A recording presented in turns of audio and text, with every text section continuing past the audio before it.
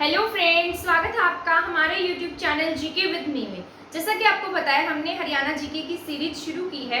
तो आज की जो हमारी क्लास रहेगी वो रहेगी झज्जर जिले के बारे में। हम पहले बहुत सारी डिस्ट्रिक्ट्स के बारे में पढ़ चुके हैं। आज की क्लास में हम पढ़ना शुरू करेंगे झज्जर जिले के बारे में।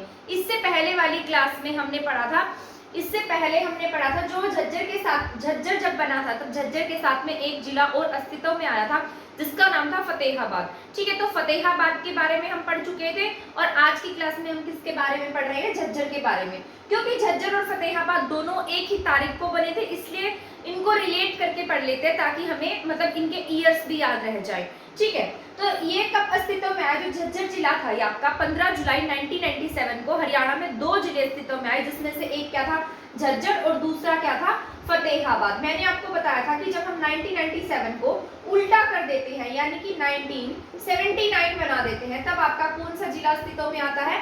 फरीदाबाद। यानी कि जो फरीदाबाद है वो कब बना है? 1979 में बना है। फरीदाबाद बना था 15 अगस्त को और ये कब बना है? आपका 15 जुलाई को। शायद मैंने पहले वाली जो हमारी क्लास थी उसमें शायद मैंने यहाँ पर अगस्त करा दिया, परंतु यहाँ पर क्या आएगा? जुलाई आएगा। ठीक है, तो इसको आप करेक्ट कर लीजिएगा। कब बना ये? 15 जुलाई 1997 को आपके हरियाणा के दो जिले अस्तित्व में आए, जिसमें से एक क्या था? फतेहाबाद, और दूसरा क्या है? झज्जर है। ठीक है, इसके बाद यहाँ पर जो आपका झज्जर जिला है ये कौन से अपने मतलब जिलों के साथ में सीमा साझा करता है या बाहर किसी राज्य के साथ में सीमा साझा करता है या नहीं करता है, इसके बारे में हम एक बार पढ़ लेते हैं। जैसा कि मैंने यहाँ पर एक बार मैप के थ्रू बना दिया है कि यहाँ पर क्या है? सोनीपत है। ठीक है, पहले बीच में यहाँ क्या है? झज्जर है, और जो झज्जर जिला है ना आपका, ये पहाड़ आपको पता होगा इस तरीके से हमारे यहाँ पर कौन सी सीमा बनाती है? पूर्वी है। ठीक है, ये कौन सी साइड है? पूर्वी साइड है। और हमारे पूर्व में कौन सा राज्य लगता है?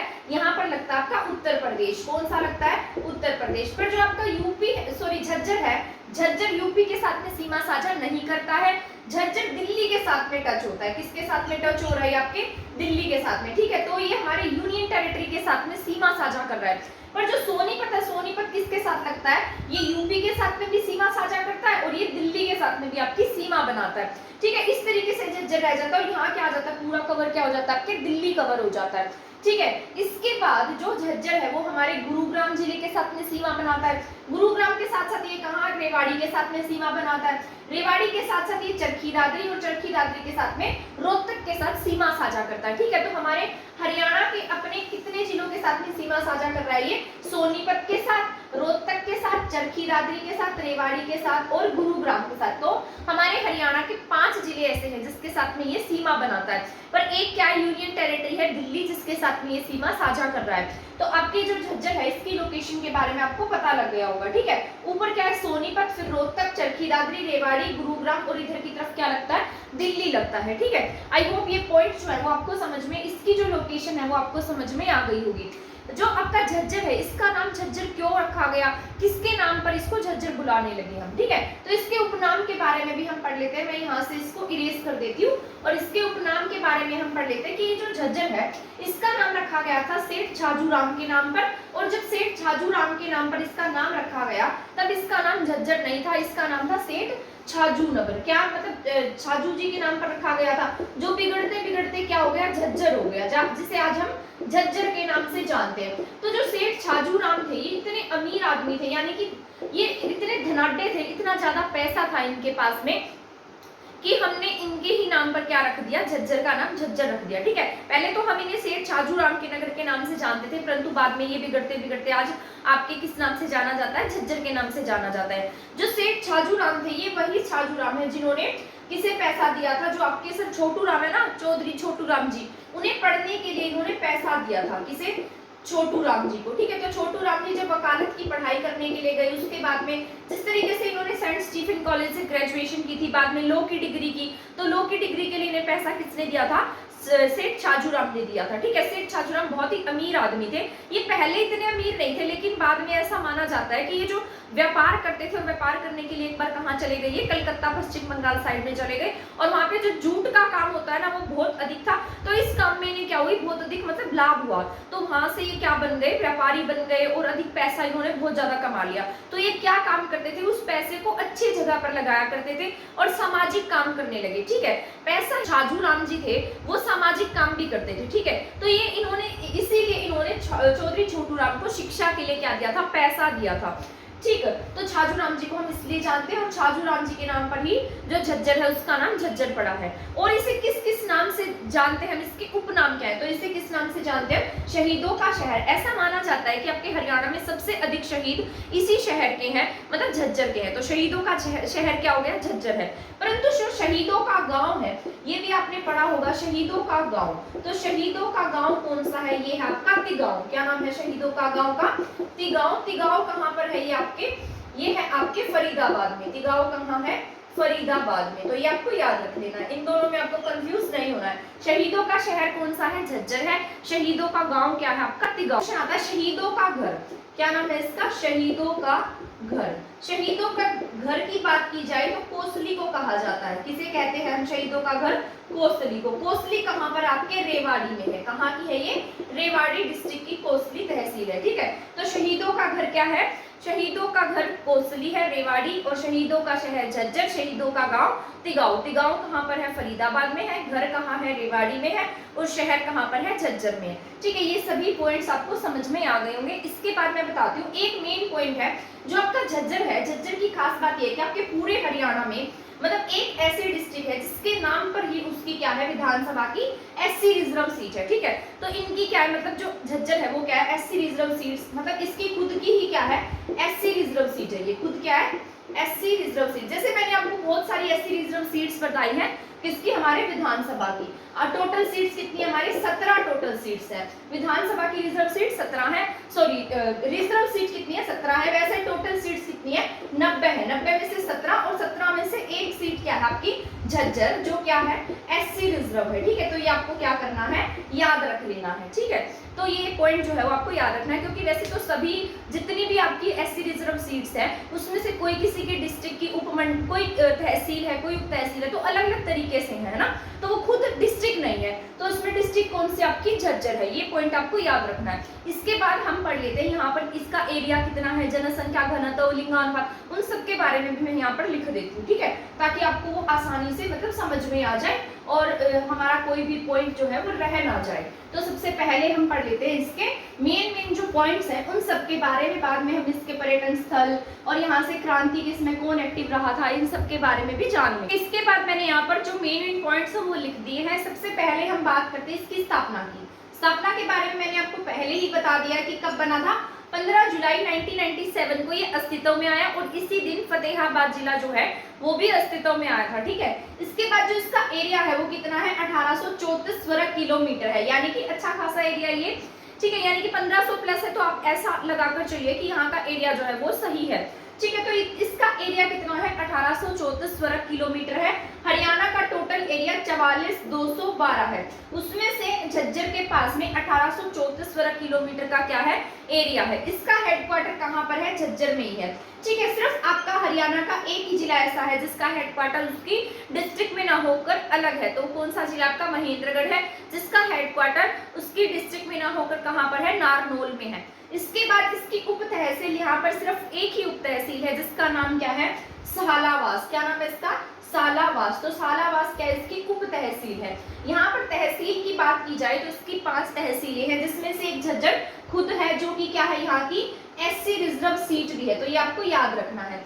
यहाँ पर क्या है, बहादुरगढ़, ठीक है। क्या इसकी किसके लिए फेमस है, सेरा सैनिटरी के, ये सेरा सैनिटरी के लिए फेमस है। क्या नाम है इसका, बहादुरगढ़, जिसे हम क्या कहते हैं, गेटवे ऑफ हरियाणा के नाम से भी बहादुरगढ़ को हम जानते हैं। क्योंकि जब हम दिल्ली से हरियाणा में एंटर करते हैं तो सबसे पहले हमारे हरियाणा का क्या आता है, बहादुरगढ़ आता है। और अगर हम दिल्ली में जाना चाहते हैं तो बहादुरगढ़ से क्रॉस करके ही हम कहाँ जाते हैं, दिल्ली में जाते हैं, ठीक है। तो इसी वजह से यानी कि जब हम दिल्ली से हरियाणा की तरफ आते हैं तो ये सबसे पहला स्टेशन होता है, इसीलिए हम इसे क्या कह देते हैं, गेटवे ऑफ हरियाणा। क्या है ये हमारा, गेटवे ऑफ हरियाणा है। तो इसे किस नाम से जानते हैं, गेटवे ऑफ हरियाणा के नाम से। इसके बारे में और भी जो मेन पॉइंट्स हैं वो आगे पढ़ेंगे जब हम इनकी तहसील, जब हम पूरा डिटेल से पढ़ेंगे। अभी मैं आपको बस तहसीलों के बारे में बता रही हूँ। इसके बाद है मातनहेल। मातनहेल भी आपका इंपॉर्टेंट है क्योंकि यहाँ पर हमारे हरियाणा का तीसरा सैनिक स्कूल प्रस्तावित है। कौन सा, तीसरा, ठीक है। पहला तो कुंजपुरा में था, दूसरा रेवाड़ी में, और तीसरा कहाँ है आपके, मातनहेल में, और चौथा भी प्रस्तावित है जो कहाँ बनेगा, पंचकुला में, ठीक है। तो तीसरा कहाँ बनेगा आपके, मातनहेल में। इसके बाद है बादली, कौन सी सीट है ये आपके बादली है। इसके बाद में है बेरी। बेरी आपका बहुत इंपॉर्टेंट है। बेरी को क्या कहा जाता है, धनाढ्य लोगों की नगरी। क्या कहते हैं बेरी को, धनाढ्य लोगों की नगरी। तो बेरी क्या है आपके, धनाढ्य लोगों की नगरी है। और जो बेरी है ना, यहाँ पर, यहाँ से कौन हुए थे हमारे जो मतलब हरियाणा के पहले चीफ मिनिस्टर है, वो भी कहाँ से हुए हैं, बेरी से ही हुए हैं। ठीक है, तो ये हम आप सभी इनके बारे में जानते होंगे, क्योंकि जो भी बच्चा इसके बारे में यानी कि हरियाणा के एग्जाम की प्रिपरेशन करता है उसे ये छोटे छोटे पॉइंट्स तो अपने आप ही पता होंगे, है ना। तो बेरी क्या है, धनाढ्य लोगों की नगरी। और हमारे हरियाणा के पहले सीएम पंडित भगवत दयाल शर्मा भी कहाँ से बिलोंग करते थे, बेरी झज्जर के रहने वाले थे। ठीक है, इसके बाद मैंने लिखा यहाँ की जनसंख्या। तो जनसंख्या कितनी है यहाँ की, 9 लाख प्लस है, यानी कि यहाँ पर बहुत अधिक ज्यादा लोग यहाँ पर नहीं रहते हैं। तो आप अनुमान लगा सकते हैं कि यहाँ पर क्या नहीं होगा, नगर निगम नहीं होगा, क्योंकि जहाँ पर 10 लाख से ज्यादा जनसंख्या होती है वहीं पर क्या होता है, आपके नगर निगम होता है। और यहाँ पर कितनी जनसंख्या देख रहे हैं आप, 9 लाख प्लस है, मतलब 10 लाख से ज्यादा जनसंख्या यहाँ पर नहीं है। तो यहाँ पर क्या नहीं होगा, नगर निगम भी नहीं होगा। इसके बाद मैंने लिखा है यहाँ साक्षरता दर 80% है, यानी कि ठीक है यहाँ की साक्षरता दर, क्योंकि कई जिलों में तो हमने 60%, 70% इस तरीके से साक्षरता दर पढ़ी है। यहाँ का जो घनत्व है वो कितना है, 523 प्रति व्यक्ति वर्ग किलोमीटर है। और यहाँ का जो लिंगानुपात है वो कितना है, 862। सभी पॉइंट्स हैं वो आपको याद रख लेने हैं। एक बार मैं इनको रिपीट कर देती हूँ ताकि आपको ये अच्छे से रिवाइज हो जाए। तो स्थापना कब हुई थी इसकी, 15 जुलाई 1997 को हुई। अब क्षेत्रफल कितना है इसका, 1834 वर्ग किलोमीटर है। ठीक है, कितना है इसका एरिया, 1834 है। हेडक्वार्टर कहाँ पर है इसका, झज्जर में है। उप तहसील एक ही है जिसका नाम है सालावास। तहसील कौन सी है, झज्जर तहसील खुद है। ठीक है, बहादुरगढ़ है, मातरहेल है, बादली है और क्या है, बेरी है। जनसंख्या इसकी 9 लाख प्लस है। ऊपर मैंने इसकी साक्षरता दर लिखी है, तो साक्षरता दर यहाँ पर अच्छी खासी है, 80% है। घनत्व यहाँ का 523 व्यक्ति प्रति वर्ग किलोमीटर के हिसाब से है। लिंगानुपात यहाँ पर 862 है। ठीक है, तो ये सभी पॉइंट्स क्या हैं आपको याद रखने हैं। इसके बाद हम जान लेते हैं कि यहाँ पर और क्या क्या चीजें हैं जो मतलब बहुत इंपॉर्टेंट है। जो आपका झज्जर जिला है, यहाँ पर कौन सी माउंटेन रेंज है या नहीं भी, तो झज्जर जो जिला है ना, यहाँ पर कोई भी माउंटेन रेंज नहीं है। जिस तरीके से आपके क्या है, यहाँ पर एक शिवालिक रेंज है, ऊपर की तरफ क्या आती है, शिवालिक रेंज। ठीक है, और इधर नीचे की तरफ क्या आपके अरावली है। तो यहाँ पर ना तो शिवालिक रेंज देखने को मिलती है आपको और ना ही अरावली रेंज, तो ये दोनों ही यहाँ पर नहीं है। और जो झज्जर है ना, ये आपका कौन सी मिट्टी के मैदान में आता है, जलोढ़ मिट्टी। यहाँ पर क्या पाई जाती है, जलोढ़ मिट्टी पाई जाती है, यानी कि उपजाऊ मैदान है इसका, ये मिट्टी पाई जाती है। अपेक्षाकृत बालू दोमट मृदा, क्या नाम है इसका, मैं यहाँ पर लिख देती हूँ, ब्लैक स्केच से लिख देती हूँ, क्या पता रेड से आपको ना दिखाई दे, है ना। तो यहाँ पर क्या है, अपेक्षाकृत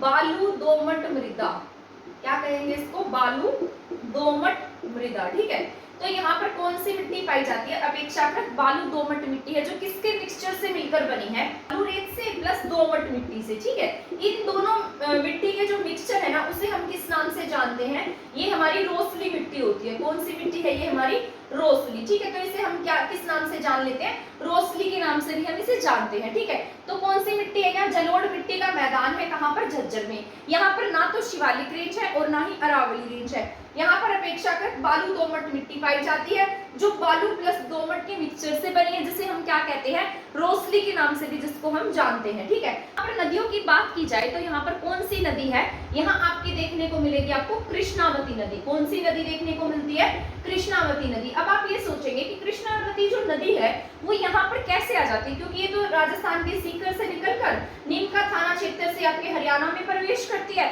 और फिर रेवाड़ी में क्या हो जाती है, ये लुप्त हो जाती है। कहाँ लुप्त हो जाती है, रेवाड़ी में। ठीक है, परंतु जब आपके यहाँ पर बहुत अधिक बारिश हो जाती है और इस नदी में जो पानी है वो बढ़ जाता है, तो ये नदी का पानी कहाँ पर बहकर चला जाता है, थोड़ा बहुत झज्जर में चला जाता है। इसीलिए हम कृष्णावती नदी को कहाँ पर मानते हैं, झज्जर में। ऐसा माना जाता है कि यहाँ पर कृष्णावती नदी का फ्लो जो है वो आपको देखने को मिलता है। वैसे आपके यहाँ पर जो यमुना नदी है वो भी यहाँ से नहीं जाती, घग्गर भी यहाँ से नहीं जाती है, जो मेन रिवर्स है। यहाँ पर जो सिंचाई है वो किससे की जाती है, आपके पश्चिमी यमुना नहर से। ठीक है, तो सिंचाई की बात अगर मैं आपके यहाँ पर करती हूँ तो सिंचाई यहाँ पर कौन सी नहर से होगी, आपके पश्चिमी यमुना नहर। ठीक है, इससे होती है पश्चिमी यमुना नहर। आपको पता होगा आपके हरियाणा में सबसे ज्यादा सिंचाई इसी नहर के साथ में की जाती है। और जो इस तरीके से जो दक्षिण का इलाका है ना, यहाँ पर इस तरीके से यहाँ पर बाखड़ा डैम बनाया गया है जो फतेहाबाद टोहाना में जहाँ पर सिंचाई होती है ना। और भिवानी के एरिया में आपके बहुत सारी नहरें बनाई गई हैं, जैसे जूही नहर हो गई है ना,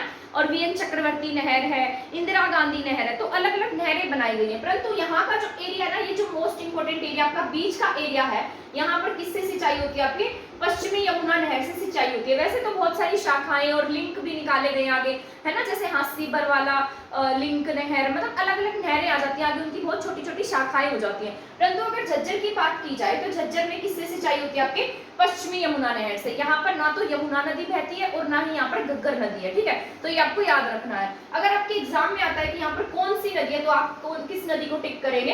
कृष्णावती नदी को, क्योंकि बहुत बार ऐसा होता है कि जो पानी का बहाव ज्यादा हो जाता है और इस बहाव के ज्यादा होने की वजह से जो कृष्णावती नदी है उसका थोड़ा बहुत फ्लो आपको झज्जर में देखने को मिल सकता है, ठीक है। इसलिए हम कृष्णावती नदी को कहाँ पढ़ते हैं? झज्जर में पढ़ते हैं, ठीक है। तो आई होप ये जितने भी भौगोलिक दृष्टि से जितने भी पॉइंट थे वो मैंने आपको बता दिए, ये आपको समझ में आ गए होंगे। क्या है ये? हरियाणा की, मतलब झज्जर का जो भौगोलिक क्षेत्र है वो मैंने आपको बता दिया है। और यहाँ पर कौन सी रेंज नहीं है? ना तो अरावली है और ना ही यहाँ पर शिवालिक है, क्योंकि शिवालिक तो आपके ऊपर की तरफ रह जाती है ना, और अरावली इस तरफ रह जाती है। तो झज्जर में क्या है? दोनों ही रेंज नहीं है। तो ये पॉइंट्स आपको याद रखने हैं। इसके बाद हम आगे बात करते हैं यमुना झज्जर जिले से संबंधित। यहाँ पर कौन से क्या यहाँ पर कोई उत्कृष्टता सेंटर है? तो यहाँ 2 उत्कृष्टता सेंटर बनाए गए हैं, उनके बारे में भी मैं यहाँ पर आपको बता देती हूँ, ठीक है। एक तो यहाँ पर जो मछली होती है ना, फिश होती है, उनका उत्कृष्टता सेंटर है, ठीक है।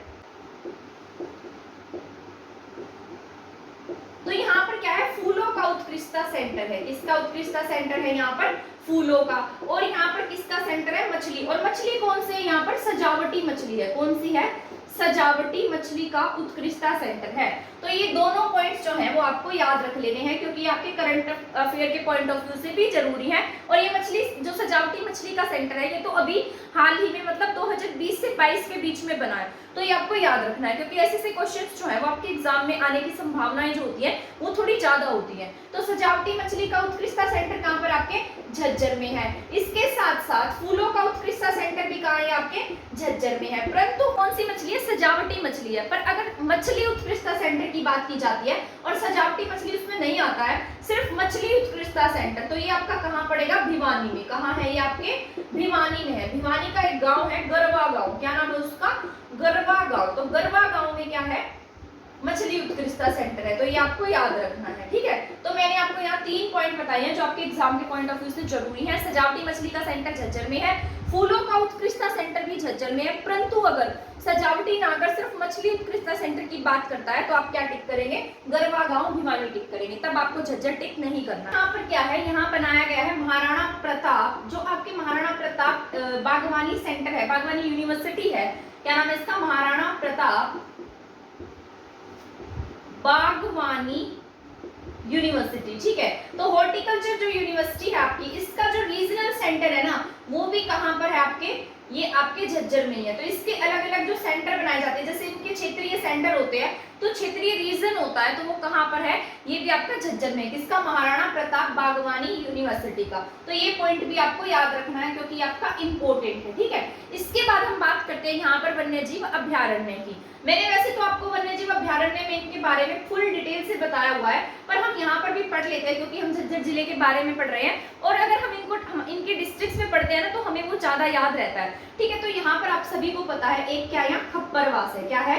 खप्परवास कह लीजिए, खप्पड़वास कह लीजिए, और एक क्या है यहाँ पर? भिंडावास है। क्या नाम है इसका? भिंडावास, ठीक है। तो खप्परवास जो है ये इसको कब दर्जा दिया गया था वन्य जीव अभ्यारण्य का? 1987 में, और भिंडावास को दर्जा दिया गया 1986 में, ठीक है। तो 1 साल बाद ही खप्परवास को क्या मिल गया था? वन्य जीव अभ्यारण्य का दर्जा मिल गया था। तो ये ज्यादा दूर भी नहीं है एक दूसरे से, 5-6 किलोमीटर की दूरी पर ही पड़ते हैं। आपके जो भिंडावास है ना, ये आपका बहुत इंपॉर्टेंट है, ये आपके एग्जाम के पॉइंट ऑफ व्यू से क्या है? जरूरी है। क्या नाम है इसका? भिंडावास। भिंडावास आपका इसलिए जरूरी है क्योंकि जो है आपका इसलिए भी जरूरी है क्योंकि यहाँ पर क्या है? इसको आर्द्र भूमि का दर्जा दिया गया है। किसका दर्जा मिला हुआ है? आर्द्र भूमि का। आपके हरियाणा में 2 ही आर्द्र भूमि के प्लेस है, जिसमें से सबसे बड़ी आर्द्र भूमि कौन सी है? ये आपके भिंडावास है। तो आपको क्या लिखना है? ये सबसे बड़ी। क्या है ये? सबसे बड़ी आर्द्र भूमि है। कौन सी? भिंडावास। और इसके साथ साथ एक और आर्द्र भूमि है जिसके बारे में मैं आपको बता देती हूँ, वो कौन सी? आपके सुल्तानपुर है। क्या नाम है इसका? यहाँ साफ साफ लिख देती हूँ, क्या नाम है? सुल्तानपुर। तो सुल्तानपुर आपके कहाँ पर पड़ता है? ये आपके गुरुग्राम में है। तो सुल्तानपुर वन्यजीव अभ्यारण्य कहाँ है? गुरुग्राम में है। और भिंडावास कहाँ है? आपका झज्जर में है। और ये दोनों ही किस में शामिल किए गए हैं? आर्द्र भूमि में। और ये दोनों कब शामिल किए गए थे? 2021 में इनको शामिल किया गया था। किसमें? आर्द्र भूमि में। आर्द्र भूमि होने की वजह से यहाँ पर जो ऐसा माना जाता है जहाँ पर वेटलैंड एरिया होगा, ये रामसर साइट्स पे भी इनको ऐड किया गया, ठीक है। तो ये हाल ही में आपके सुल्तानपुर में क्या बनाया गया? वेटलैंड डे मनाया गया है। विश्व आर्द्र भूमि दिवस कहाँ मनाया गया था? सुल्तानपुर में। मैंने आपको पढ़ाया भी था जब मैंने आपको करंट अफेयर के बारे में बताया था। बहुत बड़े लेवल पर यहाँ पर प्रोग्राम किया गया था और यहाँ हमारे हरियाणा के सीएम भी प्रेजेंट थे। कहाँ पर? जब सुल्तानपुर के गुरुग्राम में, कहाँ है? सुल्तानपुर गुरुग्राम में है। और वहां पर क्या मनाया गया? विश्व आर्द्र भूमि दिवस। और उस समय सीएम प्रेजेंट थे। इन्हें आर्द्र भूमि का दर्जा कब दिया गया है? 2021 में दिया गया है। और भिंडावास आप सभी जानते हैं किस लिए फेमस है? अपनी सबसे सुंदर झील के लिए फेमस है। तो भिंडावास में यहाँ लिख देती हूँ, किसके लिए फेमस है? सबसे सुंदर झील।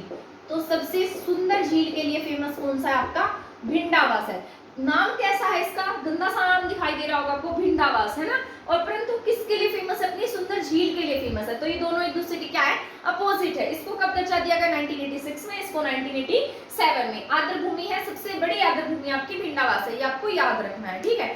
तो पढ़ लेते हैं कि यहाँ पर और कौन से मतलब उद्योग धंधे कौन से हैं। जहाँ झज्जर में कौन से उद्योग धंधे हैं जो अधिक फेमस है, जो हमारे एग्जाम के पॉइंट ऑफ व्यू से जरूरी हैं, जो हमारे एग्जाम में पूछे भी गए हैं या आगे पूछे जा सकते हैं, तो उनके बारे में भी मैं आपको यहाँ पर लिख के बता देती हूँ। मैंने लिखा है यहाँ पर क्या क्या चीजें फेमस है। तो यहाँ के कौन से उद्योग धंधे फेमस है? सबसे पहले सैनिटरी उद्योग फेमस है, जो कहाँ पर है? बहादुरगढ़ में, जो क्या बनाता है? बच्चों के डायपर्स वगैरह। इसके बाद है सीमेंट उद्योग। जो सीमेंट उद्योग है, यहाँ पर 3 तरीके की कंपनियां हैं। वैसे तो आपके सीमेंट उद्योग के बारे में आपने पढ़ा होगा, पहले जो सीमेंट कंपनी थी वो कहाँ पर थी? भिवानी में थी। परंतु बाद में जब भिवानी से चरखी दादरी अलग हुआ तो वो कहाँ चले गई? चरखी दादरी में, ठीक है। तो अब वो क्या है? वो कंपनी बंद है और सरकार के अंडर आती है वो, ठीक है। तो वो जो कंपनी है, डालमिया कंपनी थी सीमेंट की, वो क्या है? बंद है। और 3 तरीके की जो कंपनी है ना सीमेंट की, वो आपको कहाँ देखने को मिलेगी? ये आपके झज्जर में है, ठीक है। तो इसमें से वंडर सीमेंट, अल्ट्राटेक सीमेंट और जेके सीमेंट, तो 3 तरीके की जो सीमेंट है वो कहाँ है? आपके झज्जर में है। इसके बाद यहाँ पर टायर मिलते हैं, कंपनी के क्या है? टायर्स है, जिसमें से योकोहामा टायर कंपनी है, ये कहाँ पर है? बहादुरगढ़ में है। पर ये कंपनी है कहाँ की? ये कंपनी जो है ये जापान की कंपनी है। कहाँ की है? जापान की, ठीक है। और नाम क्या है इसका? योकोहामा। तो ये आपको याद रखना है, योकोहामा टायर कंपनी है यहाँ। और एक कंपनी और है जिसका नाम है गुडईयर। गुडईयर के क्या मिलते हैं? टायर होते हैं जो बहुत अच्छे माने जाते हैं। तो गुडईयर कंपनी भी कहाँ है? आपके बहादुरगढ़ में ही है। मैंने वहां उस तरफ भी लिखा है। तो गुडईयर कंपनी कहाँ है? बहादुरगढ़ में। और यहाँ पर क्या मिलती है? हवाई चप्पल। क्या है यहाँ की फेमस? हवाई चप्पल है। जो रिलैक्सो की चप्पल नहीं आती थी पहले, व्हाइट कलर की, है ना, जिसको चप्पल लगी हुई उसको याद होगा। तो रिलैक्सो की जो चप्पल थी, हवाई चप्पल, है ना, जिसको हवा में इस तरीके से फेंक के मारा जाता है, तो कौन सी होती है? हवाई चप्पल है। रिलैक्सो की हवाई चप्पल कहाँ मिलती है? बहादुरगढ़ में। ये कहाँ है? आपके झज्जर में है। मारुति का जो मैन्युफैक्चर का प्लांट है, यानी कि जो मारुति के जो स्पेयर पार्ट्स होते हैं वो कहाँ पर मिलते हैं? ये भी आपके झज्जर में है। तो इसका मारुति ने अपना एक स्पेयर पार्ट का जो प्लांट है वो कहाँ पर लगाया है? झज्जर में लगाया है, ठीक है। तो आपको ये पॉइंट्स जो है वो याद रख लेने हैं। सबसे पहले यहाँ सैनिटरी उद्योग है, सीमेंट की 3 कंपनियां हैं यहाँ पर। वंडर कंपनी है, वंडर सीमेंट कंपनी, अल्ट्राटेक और जेके सीमेंट। जेके सीमेंट तो आपकी वैसे अल्ट्राटेक सीमेंट, जेके सीमेंट, इसकी तो आप ऐड भी देखते होंगे टीवी में। योकोहामा टायर है, गुडईयर टायर मिलते हैं यहाँ पर, ठीक है। एक और बताना भूल गई मैं, यहाँ पे पार्ले जी की कंपनी भी कहाँ पर? आपके बहादुरगढ़ में है। कहाँ पर है? बहादुरगढ़ में। अब पार्ले जी के बारे में आपने एक पॉइंट सुना होगा, मतलब जो पार्ले जी है ना, इसने अपने बिस्किट का जो प्राइस है ना वो कभी नहीं बढ़ाया। 5 रुपए ही था और आज भी कितने का मिलता है? 5 रुपए का मिलता है। हाँ, उसका साइज बेशक से इसने इतने बड़े से आधा कर दिया हो, पर इसका रेट उतना ही है ना। क्योंकि एक बार इसने क्या किया था, पार्ले जी कंपनी ने अपने जो इसका पैकेट है ना, इसका प्राइस बढ़ा दिया था, जिससे इसकी जो मतलब बिक्री थी ना वो इतनी कम हो गई कि इसको दोबारा से अपना प्राइस कम करना पड़ा। तो आज भी आप देखेंगे कि पार्ले जी कंपनी के जो बिस्किट है ना, इनका प्राइस उतना का उतना ही है, ठीक है। तो यहाँ पर पार्ले जी कंपनी भी है जो कहाँ पर है? बहादुरगढ़ में है। आई होप ये जो उद्योग धंधों से संबंधित जितने भी पॉइंट्स है ना, ये आपको समझ में आ गए होंगे। तो यहाँ पर झज्जर में बहुत अच्छे उद्योग धंधे आपको देखने को मिल रहे हैं, क्योंकि जो झज्जर है ना वो अब डेवलपमेंट के मतलब बहुत आगे है, डेवलपमेंट में आगे दिल्ली के साथ में लगता है, एनसीआर में है ना। एनसीआर में होने की वजह से यहाँ पर क्या है, डेवलपमेंट भी ज्यादा है, और दिल्ली के साथ सीमा बनाने की वजह से भी, क्योंकि यहाँ पर मेट्रो ट्रेन भी आ गई है ना। तो ये सभी जितने भी मेन पॉइंट्स हैं वो मैंने आपको बता दिए, जो किससे संबंधित है, उद्योग धंधों से संबंधित है। ठीक है, इसके बाद हम बात कर लेते हैं झज्जर में जितने भी परिवहन से संबंधित हैं उनके बारे में हम जान लेते हैं। ठीक है, तो यहाँ से कौन सा नेशनल हाईवे पास होता है, यहाँ रेलवे परिवहन कौन सी है, ठीक है, तो इसके बारे में पढ़ लेते हैं। सबसे पहले तो यहाँ पर जो केएमपी है, कुंडली मानेसर पलवल, तो ये जो एक्सप्रेस वे है ये कहाँ से होकर जाता है, आपके झज्जर से होकर जाता है। ठीक है, जिसकी जो टोटल लेंथ है 135 पॉइंट समथिंग है, जिसको हम 136 भी पढ़ते हैं। तो ये मतलब कितने हमारे हरियाणा के 5 जिलों से ये को कवर करता है, जिसमें से आपका जो झज्जर है, सबसे पहले क्या लिखा है मैंने, झज्जर। तो कुंडली मानेसर पलवल कहाँ से पास होता है, झज्जर से। झज्जर के बाद लिखा है नूह के बाद पलवल, सोनीपत और गुरुग्राम। तो इस प्रकार हमारे कितने जिले हो गए, ये 5 जिले हैं। तो 5 जिलों में से आपके जो केएमपी है, कुंडली मानेसर पलवल एक्सप्रेसवे है, वो क्या करता है, यहाँ से पास होता है। तो ये आपको याद रखना, ये आपके एग्जाम के पॉइंट ऑफ व्यू से जरूरी भी है। ठीक है, तो यहाँ से कौन सा एक्सप्रेसवे जाता है, कुंडली मानेसर पलवल। ठीक, इसके बाद नेशनल हाईवे की बात की जाए तो यहाँ से 2 नेशनल हाईवे पास होते हैं, एक है नेशनल हाईवे 9 और एक है नेशनल हाईवे 352। ठीक, तो ये जो 352 है ये कहाँ से कहाँ तक जाता है, ये जींद के नरवाना से शुरू होकर ये बावल रेवाड़ी तक जाता है। कहाँ से कहाँ तक जाता है, जींद के नरवाना से बावल रेवाड़ी तक ये पास होता है। ठीक है, नेशनल हाईवे जो 9 है ये झज्जर और रोहतक में है। ठीक है, तो ये पॉइंट्स आपको याद रखने हैं। तो यहाँ पर क्या है, कुंडली मानेसर पलवल है, नेशनल हाईवे 9 है, नेशनल हाईवे 352 है।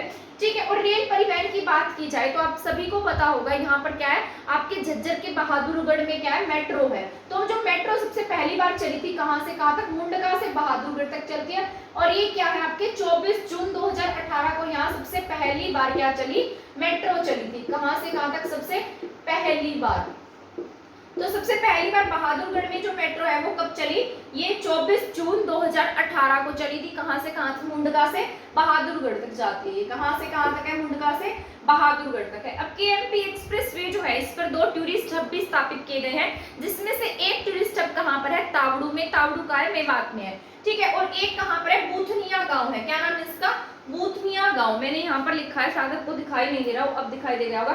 पहला का है तावड़ू, तावड़ू का है मेवात में, और दूसरा है बूथनिया गांव झज्जर में। किस पर बनाए गए हैं, कुंडली मानेसर पलवल एक्सप्रेसवे पर है। रेल परिवहन की बात की जाए तो यहाँ पर मेट्रो का सबसे बड़ा आपको देखने को मिलेगा। ठीक है, तो मुंडका से बहादुरगढ़ जाती है। 24 जून 2018 को सबसे पहली बार मेट्रो ट्रेन यहाँ पर चलाई गई थी। ठीक है, और परिवहन में कुंडली मानेसर पलवल है। नेशनल हाईवे की बात की जाए तो नेशनल हाईवे 9 और नेशनल हाईवे यहाँ पर क्या है, 352 है, जो जींद के नरवाना से शुरू होता है और रेवाड़ी के बावल तक जाता है। ठीक है, आई होप ये पॉइंट्स आपको समझ में आ गए होंगे। इसके बाद नेक्स्ट पॉइंट मैं यहाँ पर लिख देती हूँ। यहाँ पर बात की जाए, जिस तरीके से आपके यहाँ पर 2 क्या है, तापीय विद्युत संयंत्र है। जिस तरीके से आपके हरियाणा में क्या है, अलग अलग विद्युत संयंत्र है जहाँ से इलेक्ट्रिसिटी प्रोड्यूस की जाती है। जिस तरीके से कुछ जल आधारित है, कुछ गैस आधारित है, कुछ न्यूक्लियर आधारित है ना, उसी तरीके से यहाँ क्या बनाए गए हैं, तापीय आधारित है, मतलब ताप पर आधारित है। तो यहाँ पर एक तो है अरावली, क्या नाम है इसका, अरावली तापीय विद्युत संयंत्र। तो अरावली विद्युत संयंत्र जो है इसको हम किस नाम से भी जानते हैं, इसे हम जानते हैं इंदिरा गांधी, किसके नाम से जानते हैं, इंदिरा गांधी तापीय विद्युत संयंत्र के नाम से। और यहाँ पर एक विद्युत संयंत्र है जिसे हम महात्मा गांधी के नाम से जानते हैं। ठीक है, क्या है, महात्मा गांधी तापीय विद्युत संयंत्र। तो यहाँ 2 विद्युत संयंत्र आपको देखने को मिल रहे होंगे, और यहाँ पर 2 ही क्या थे, वन्य जीव अभ्यारण्य थे। तो इस प्रकार से आपको याद रख लेने हैं। अरावली जो था वो 2007 में बना है, और जो महात्मा गांधी है कब बना है, 2012 में बना है। जो इंदिरा गांधी है कितने मेगावाट का है, 1500 मेगावाट का है ना, और महात्मा गांधी कितने मेगावाट का है, 1320 मेगावाट का है। ठीक है, तो ये आपको याद रखने हैं। यहाँ पर क्या है, 2 तापीय विद्युत संयंत्र है जो इलेक्ट्रिसिटी प्रोड्यूस करने के काम आते हैं। तो ये 1500 मेगावाट का, यानी कि इंदिरा गांधी वाला जो है वो क्या है, ज्यादा मेगावोट का है, सुपर कह सकते हैं इसको। ये क्या है, इंदिरा गांधी, ऐसे याद रखेगा, इंदिरा गांधी क्या थी, बहुत पावरफुल लेडी थी, क्योंकि हमारे इंडिया में अब तक एक ही महिला प्रधानमंत्री हुई है, तो क्या थी, वो बहुत पावरफुल थी, तभी क्या बनी, हमारे देश की प्रधानमंत्री बनी। ऐसे याद रखना है आपको, ठीक है।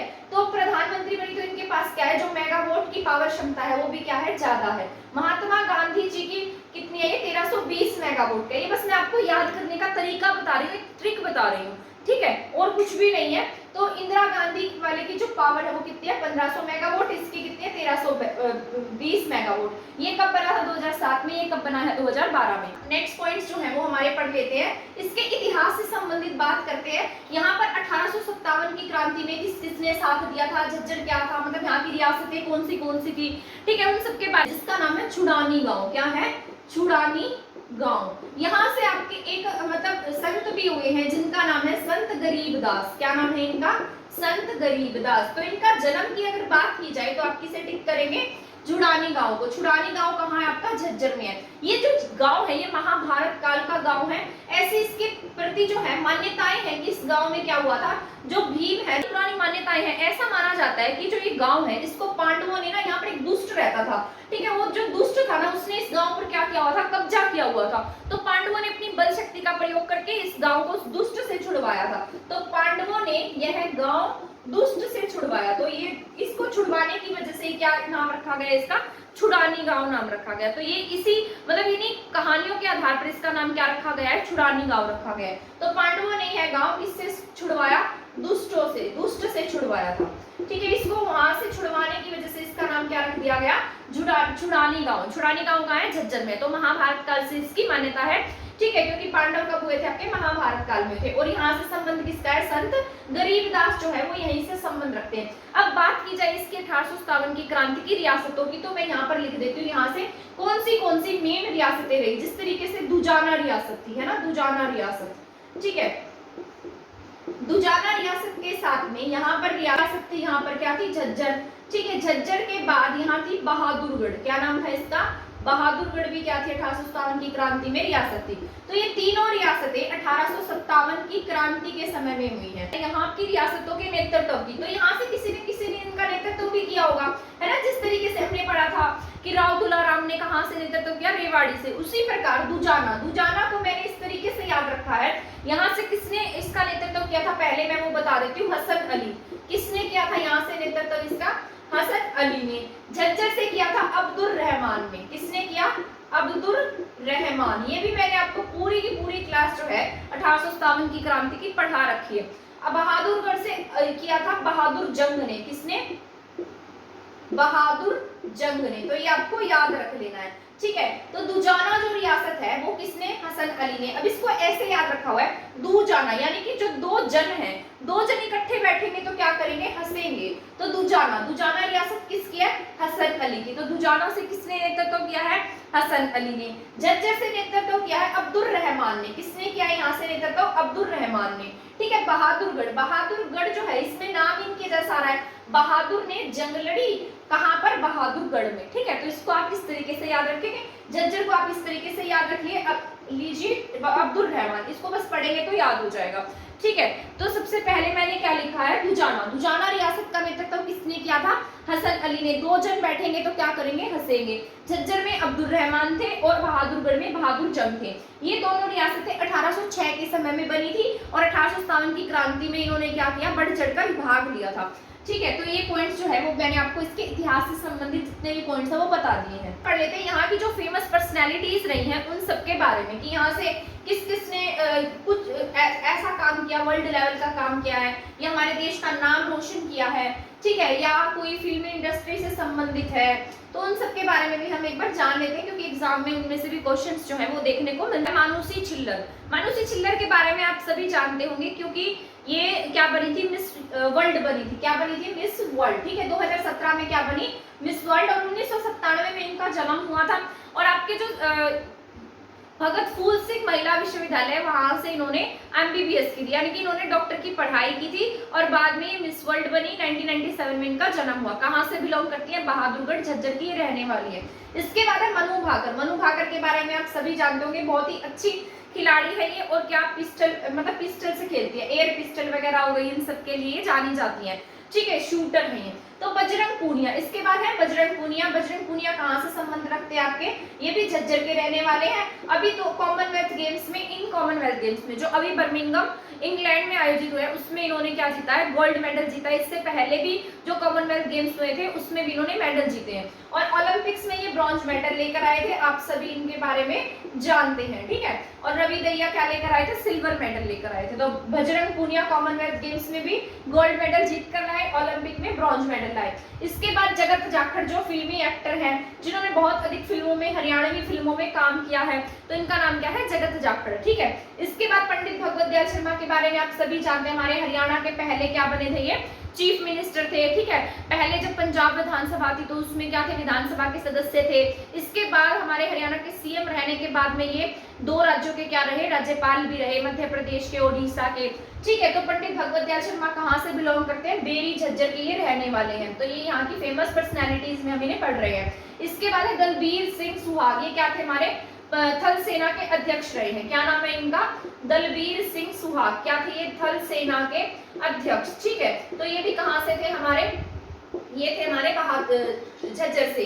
इसके बाद पंडित दीनदयाल शर्मा के बारे में भी आप जानते होंगे, है ना, क्योंकि ये क्या थे, बहुत फेमस थे, और ये बाद में जो कांग्रेस के अधिवेशन हुआ उसमें भी हिस्सा लेने दूसरे अधिवेशन में गए थे। यहाँ पर 2 मैंने मेन क्या लिखे हैं, इंस्टीट्यूट लिखे हैं। तो पहला इंस्टीट्यूट है परमाणु विश्वविद्यालय। परमाणु विश्वविद्यालय यहाँ पर बनाया जा रहा है जसोर खेड़ी में, ठीक है। जसोर खेड़ी कहाँ पर है, ये झज्जर में है। इसके बाद यहाँ पर राष्ट्रीय कैंसर अनुसंधान संस्थान भी है, तो वो भी कहाँ है आपका, झज्जर में है, ठीक है। तो ये पॉइंट्स जो है ये आपके एग्जाम के पॉइंट ऑफ व्यू से जरूरी है। तो सबसे पहले मानुषी छिल्लर, मानुषी छिल्लर के बाद यहाँ से बिलोंग करती है मनु भाकर, मनु भाकर के बाद बजरंग पूनिया, बजरंग पूनिया के बाद जगत जाखड़ है जो फिल्मी एक्टर है, भगवत दयाल शर्मा है, दादा बस्ती राम है, मैंने ये शायद आपको नहीं बताया, दादा बस्ती राम भी यहीं से बिलोंग करते हैं। दलबीर सिंह सुहाग जो थल सेना के अध्यक्ष रह चुके हैं, ठीक है। पंडित दीनदयाल शर्मा जो कांग्रेस में बहुत अधिक एक्टिव थे, ये मतलब पत्रिकाएं भी लिखा करते थे, सनातन धर्म की शाखा भी इन्हीं के द्वारा स्थापित की गई।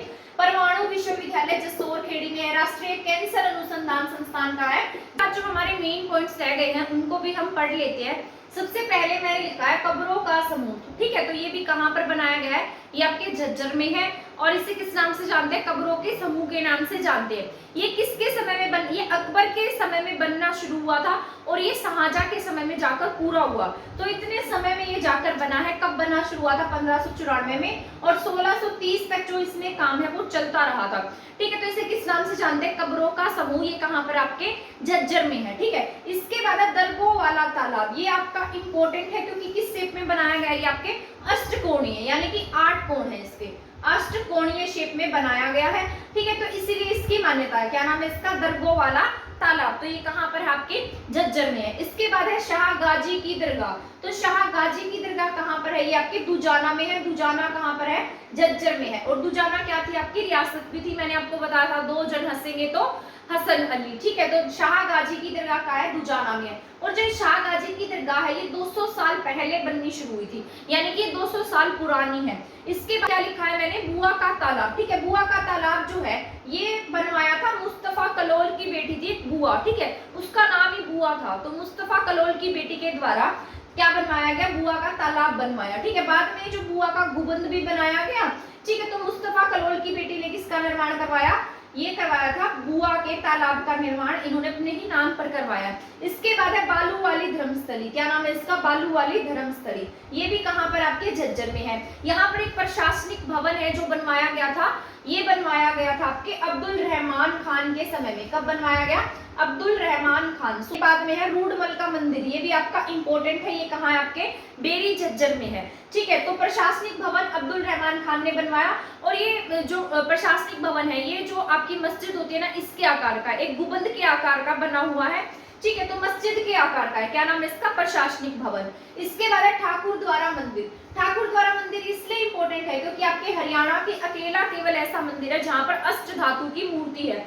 ठीक है। तो अष्ट धातु की मूर्ति आपको कहाँ देखने को मिलती है, ठाकुर द्वारा मंदिर में। इसके बाद है बाग वाली कोठी, बाग वाली कोठी बनी थी 1912 में। इसके बाद है भीमेश्वरी देवी मंदिर। पता है कि पांडवों के समय में जो भीम था वो माता की मूर्ति उठाकर ला रहा था, और माता ने इसको ऐसे कहा था कि ये जहां पर भी इस मूर्ति को स्थापित करेगा ना रास्ते में, तो मैं वहीं पर स्थापित हो जाऊंगी, मुझे कहीं पर भी मतलब रखना नहीं है, क्योंकि जिस स्थान पर रखना है वहीं पर ले जाए। तो इसको भीम को क्या लगी, रास्ते में प्यास लगी, तो इसने यहाँ पर भीमेश्वरी जहाँ मंदिर है वहां पर इस मूर्ति को इस तरीके से रख दिया, और जब ये वापस इसको उठाने आया तो ये मूर्ति वहीं पर स्थापित हो गई, तभी से यहाँ पर क्या बन गया, भीमेश्वरी देवी मंदिर बन गया। तो भीमेश्वरी देवी मंदिर का आपके बेरी में है, और यहाँ पर नवरात्रि का सबसे बड़ा मतलब नवरात्रि का यहाँ का मेला लगता है, यहाँ का सबसे बड़ा मेला है, कहाँ का, झज्जर का। ठीक है, तो ये आपको याद रखना है। इसके बाद है खुर्शीद पैलेस। खुर्शीद पैलेस बना था 1919 में, ये मतलब अंग्रेजों के समय में बनाया गया था, इसे जनाना महल के नाम से भी जाना जाता है। इसके बाद है डीगल का शिवालय, ये भी आपका इंपॉर्टेंट है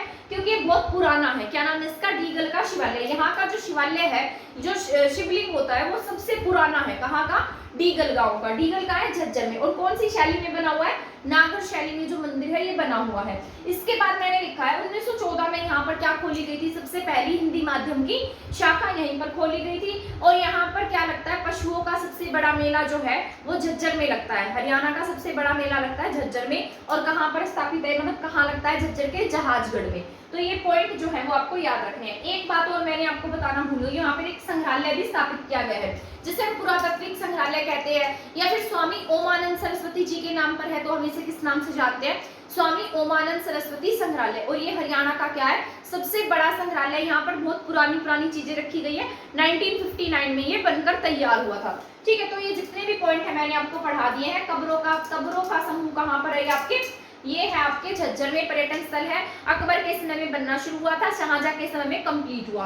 दरगाह का तालाब है क्योंकि ये अष्टकोण में बनाया गया, 8 कोण है इसके। शाह गाजी की दरगाह दुजाना में है। बुआ का तालाब बुआ कवारी के लिए बनाया गया था, जो बुआ थी, बुआ का गुबल इसके लिए बनवाया गया, मुस्तफा कलोल की बेटी थी। बालू वाली धर्मस्थली भी कहाँ पर है, झज्जर में है। यहाँ का प्रशासनिक भवन 1857 की क्रांति के आसपास बनाया गया था। ठीक है, रूढ़मल का मंदिर है, ये बेरी में है।